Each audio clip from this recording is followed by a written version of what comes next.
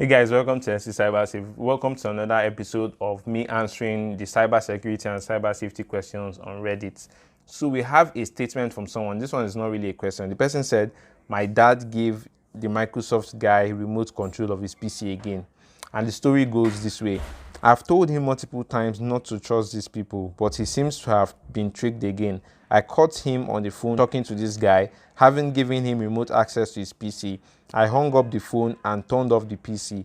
I asked my dad what the guy had asked for and whether he had downloaded anything, clicked on any links. Apparently, he had downloaded and opened a PDF file. My question is, what is the best course of action? Now, this is his question. Will a malware scan be enough to be safe? He has been hacked before and lost a lot of money, and I don't want this to happen again. I think I'm gonna make him do a cybersecurity course. LOL. Thanks for any help you can provide. Much love. So I'm sure you know that this is already a tech scam. For those that know the MO of tech scams, they reach out to you telling you that they are from Microsoft, they are from PayPal, they are from whatever tech organization that they want to assist you with something on your computer, and that they will request TeamViewer access or remote access to your computer. Some might even tell you to download a particular file because they are trying to help you. But if you know that this is a tech scam, then you'll be safer. But what am I trying to say? I want to answer this person's question because the person asked an important question. But before that, I did a video relating to how scammers target different age groups. So this person targeted his dad or an elderly person because they know that elderly people are more prone to things like this, or to falling for tech scams. So the person targeted his dad. I did a video on the type of scams that target different age ranges. I'll put it in the description. You can go ahead and watch that particular video. But the impact on this person is that this person is definitely going to incur financial loss with this thing that happened, even though it didn't really go far, but the person is going to incur financial loss, and I'll tell you why.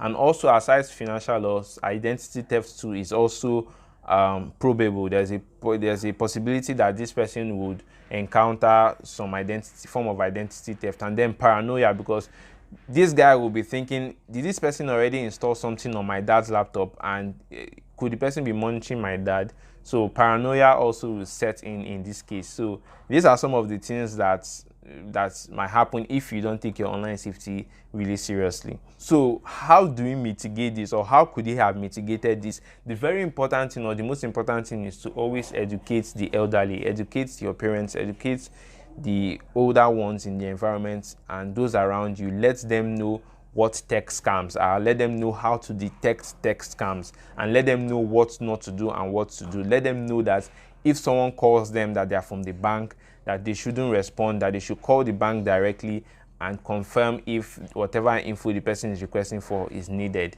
So that's one important thing the person should do, because it is important to know that if you love your parents, if their money is stolen, it will affect you. That is, if you're still receiving money from them, if they get hacked or if they get scammed off a huge amount of money, it will affect you, because then they wouldn't be able to use the money on you. But if you are grown up and your parents really don't take care of you, or your parents are not the ones fending for you, then you have to fend for them, or you have to provide for them, because if they lose their money, you have to be the one to suffer the financial losses of giving them money. So you can see how this would affect you too in a way. So it's really important to educate them, create more awareness on this. So I know some elderly ones might not really grasp all the whole information you might want to give them in terms of enabling two-factor authentication, in terms of watching for links, in terms of all these things. So they might not really know all those things, and the only thing you can do is make sure you do these things for them. Make sure you enable two-factor authentication on their accounts. Make sure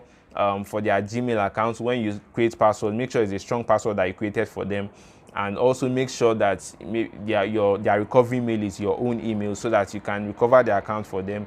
Just make sure you do things for them. So you also need to put up some security solutions for them, like password managers and antivirus solutions. Antivirus solutions is just to help in case they download anything, the antivirus can easily detect it. And then they need to have password managers, because I know at this point not all of them will be able to recall so many passwords at once, and they might not be able to set strong passwords. But if they use password managers, it will just help them log into their accounts automatically. You just need to show them how it is used. So I think it's really important for those ones that are elderly and that make use of a mobile device or laptop to do whatever they do. So my advice for this person based on the question he asked is, you should probably scan for malware, or maybe not, because your antivirus might not detect that malware. So I think the best thing might be to format the entire device or to restore the device to factory default, or you take the laptop or the PC to a techie person, or someone, not just a techie person, to a cybersecurity professional to look into that particular laptop or that particular device. Then it's important that if they are using a Windows device, that they are not logged into the admin, or they are not using the computer as an administrator. Let your parents or let the elderly ones use the computer as a guest user, which means for them to install any software, they need the admin password, or they need to log in as the administrator to install a software. And if they don't know the password to the administrator, they will have to reach out to you for you to install that software. And if someone is trying to trick them or scam them into downloading or installing a strange software or a remote access Trojan, then once they reach out to you, you will make your analysis and investigations before telling them to either download it or not. So it's really important that they are using local user accounts and not the administrator accounts on their laptop, on their Windows PC. If you don't understand what that is, you can go ahead and ask in the comment and I can give you more clarification on that. But I assume you can also research that on Google, difference between a local user account and an administrator account on your Windows. But for those using Mac also, it same thing applies. I hope this helped someone. I'm sure you've learned something from this. Don't forget to leave a like also, and I'll see you in my next video. Remember to stay safe. Bye guys.